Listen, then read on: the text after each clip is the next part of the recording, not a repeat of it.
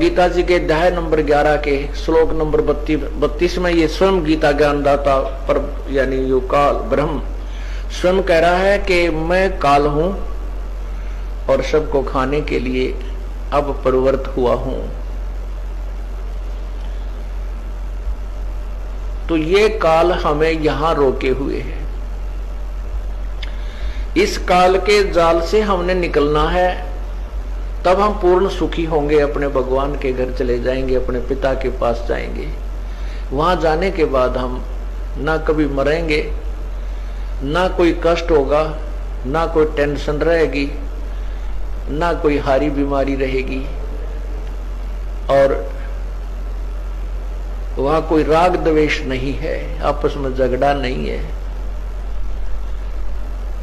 पुण्यात्माओं, ये जो सतलोक आश्रम है करौथा और बरवाला, ये मिनी सतलोक की रिहर्सल समझ लेना। यहां आने के बाद आपको कोई चिंता नहीं रहती। बड़ा बनाया भोजन मिले, बिछे बिछाए टाट मैट मिले, नान दौड़ने परमात्मा ने कृपा कर रखी अपने बच्चों के लिए। तो ये यहां आपको कोई चिंता नहीं, यहां आकर कोई द्वेष राग नहीं आपस में, क्योंकि एक जैसा खाना है, एक जैसा बैठने और उठने का स्थान है। क्योंकि वहां पर बात बिगड़ती है जहां भेदभाव और ऊंच नीच का व्यवस्था होती है। इसी प्रकार जब हम सतलोक चले जाएंगे, वहां परमात्मा के बड़े भंडारे हैं। वहां कोई काम नहीं है, परमात्मा का नाम लेना, उसकी भक्ति, उसको याद रखना और बने बनाए आहार, और खा के अपना चादर तान के सो जाना। कोई कष्ट नहीं, कोई दुख नहीं, आपस में राग द्वेष नहीं। हम उस लोक को छोड़कर यहां कितने जबरदस्त भयंकर लोक में आ गए। यहां आप देखते हो हाहाकार मची हुई, आग लगी पड़ी है। आपस में गांव में देख ले, कितने गली पर झगड़ा, कितने बटोड़े पर झगड़ा, कहीं थोड़ी बहुत खेत की सीमा पर झगड़ा, गली में पानी गिर दिया तो गालम गाला।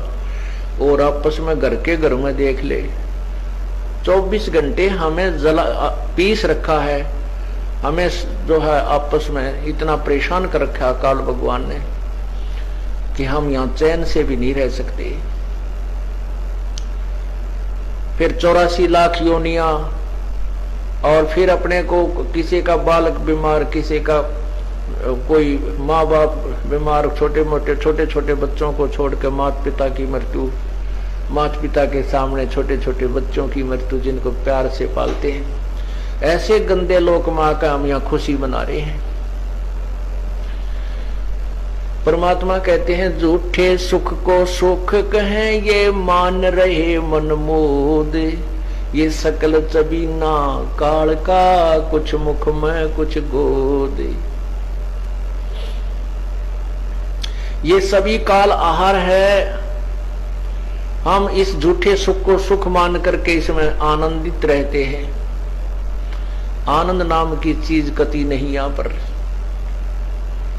ना जाने कितनी समस्याएं इस जीव के साथ लगी रहती है, और ये इतना आदी बन गया, इन समस्याओं को खींचने का कांधा आ गया इसके। अब ये इतना अभ्यस्त हो गया कि इन कष्टों को कष्ट ना मान करके इनको खींचना ही, इनको इनमें लटपट रहना ही अपना कर्म मान लिया। परमात्मा कहते हैं, मैं रोवत हूं सृष्टि को, ये सृष्टि रोवे मोहे, गरीबदास इस वियोग को समझ ना सकता कोई। मैं तो अपने बच्चों को रोता फिरता हूं, कहता हूं तुम मेरी भक्ति कर लो, मेरे ज्ञान को स्वीकार कर लो, तुम सतलोक चलो मेरे बच्चों।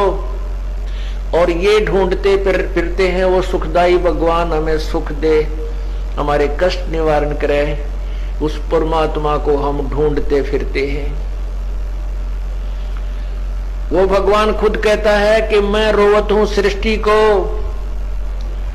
और सृष्टि रोवे मोहे, मैं इनको रो रहा हूं कि मैं हूं तुम्हारा भगवान, मैं तुम्हारा परम पिता, तुम मेरे बच्चे हो। और ये कहते हैं काल के गलत ज्ञान को ग्रहण करके कहते हैं नहीं तो कबीर भगवान नहीं हो सकता, ये तो जुलाहा था, ये तो नीरू नीमा को मिला था, पता नहीं इसके माँ बाप भी कौन थे, कोई ऐसे ही डाल गया। इस तरह की बकवाद गढ़ने लग जाते हैं। इस काल ने ऐसा जुल्म करवा रखा है, जबकि परमात्मा के कोई माता पिता नहीं थे, वो तो स्वयं लीला करने के लिए प्रकट हुए थे कमल के फूल पर। तो परमात्मा कहते हैं मैं रो रहा हूं तुमको और तुम मुझे ढूंढ रहे हो। गरीब दास इस वियोग को समझ न सकता कोई, हमारे इस वियोग को, हम जब से आपस में बिछड़े हैं इसको तुम नहीं समझ पा रहे।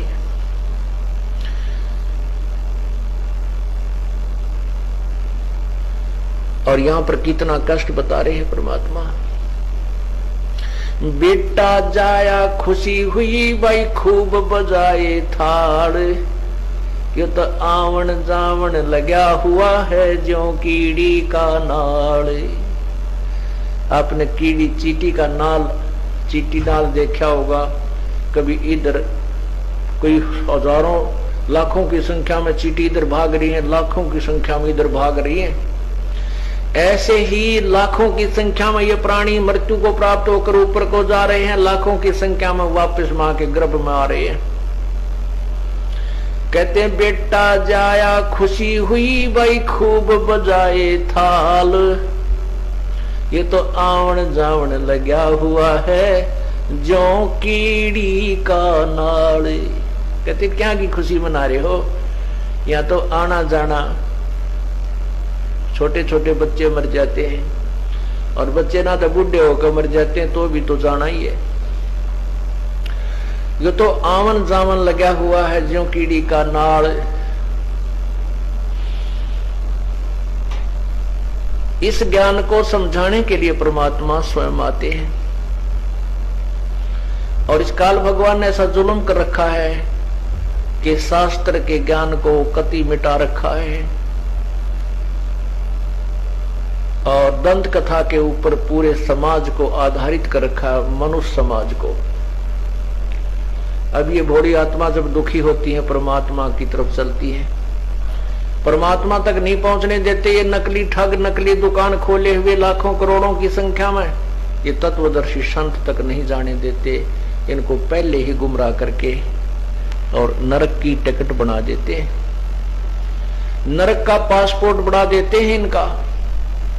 तब परमात्मा आते हैं और बहुत संघर्ष करके इस काल के जाल को तोड़ते हैं, समझाते हैं।